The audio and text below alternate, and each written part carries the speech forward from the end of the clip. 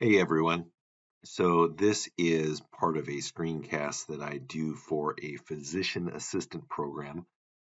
I lead their research track, and at the end of the program, the DMSC is their Doctor of Medical Science.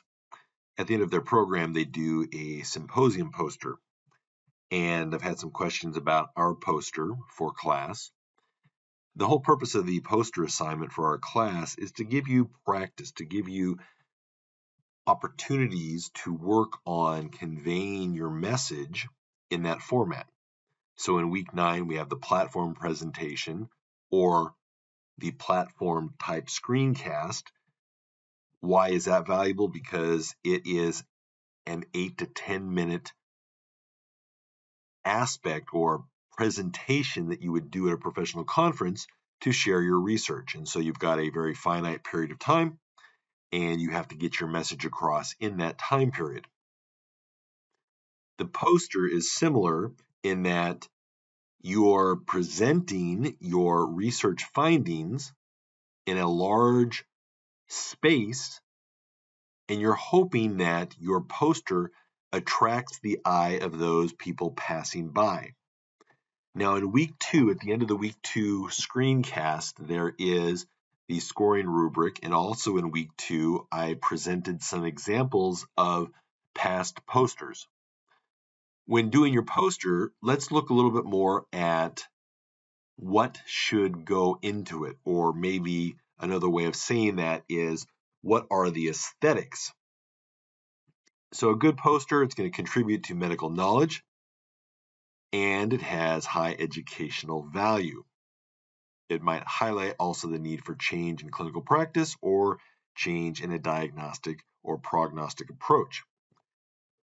Now, if you've been to a professional conference, you've seen this type of setup, poster boards all over the place and posters thumbtacked to each side of the boards. And then people will walk around looking for something that interests them. And really, what's valuable, I think what you should try to go for is getting somebody to want to stop by and talk to you about your research. It's boring if you just stand there for 2 hours. I've done that before. I maybe had the unlucky location where I was positioned at the farthest away. Well, that's okay. Sometimes it's the way the cookie crumbles. But if you can be in a location where you get a lot of foot traffic, and if you can then create a poster that has a kind of an eye-catching appeal to it, that can really then make your 2-hour block interesting and fun. So with this here, this is more information for those physician assistant students. So we don't need to worry about going through this because you're not going to be presenting your poster. You're just working on the process of preparing it. Now, these are sections specific to the poster for the PA students. What you're going to have, and again, look at the examples, what you're going to have is your introduction, your methods, your statistical analysis, and then the inclusion of figures and tables. And if you've got references, maybe having 3 or 4 references only. You really don't want to take up a lot of space with your reference list. So the poster should be a visual description of your work. You need enough details so that your audience can understand the clinical significance of your report. Be succinct with your text, though. This should not be just a dump of words. So it should be something that people read a little bit, but not feel like they have to read a whole entire paper. And it's really valuable to use figures, pictures, diagrams to help illustrate your research idea. Have a good color scheme, leave about 40% white space. That's debatable. That's the recommendation from one source that I took from. Don't use a background or graphics that will be too distracting. White text on a dark background is hard to read, for example. and 3 to 4 columns total. So you want to get people's attention and you want to get them to talk to you. In your title, don't use all caps. Authors, this is a recommendation, a style of doing things where you would have you as the first author. Now, in your case, you're going to be the only author, but if you had several people, like if this was something for your dissertation, you would list out each person, potentially list their professional initials, and then where they are affiliated. I like to use Times New Roman. Some individuals like to use sans serif fonts. That's a recommendation for reading things from a distance. Colors, don't use colors as the background for graphs or figures. Use just a few colors that go together. Multiple colors on a bar graph or a line graph are okay, but otherwise don't go crazy with your colors.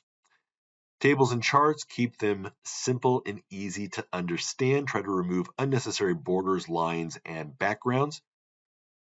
Use solid colors and highlight important values. You can see some examples there of good charts, bad charts, how they look really busy on the bad chart side, and good tables and bad tables where you've got extra colors in there that make it a little bit harder. And I think especially with the one where there's the black there, having the white on the black is not considered optimal. Pictures, obviously don't use pictures of actual people. And careful about how you stretch your pictures out. Make sure your pictures have meaning. Sometimes people will put pictures up, but they don't really mean anything. So really try to get something that is relevant to what you're doing. If you're doing an epidemiologic research study where you're looking at injuries in professional football, it would be okay to have a picture showing a football tackle, for example. But if you were doing an epidemiologic study looking at disease in, communicable diseases in elementary school children, a football picture would not be appropriate.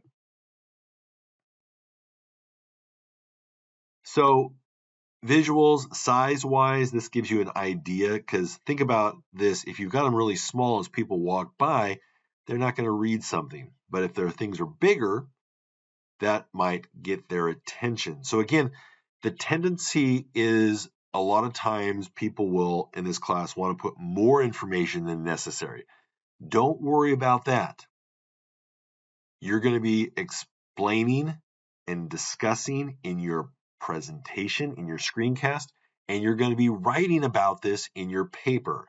So again, try to focus on using as minimal amount of words as possible while still getting your message across.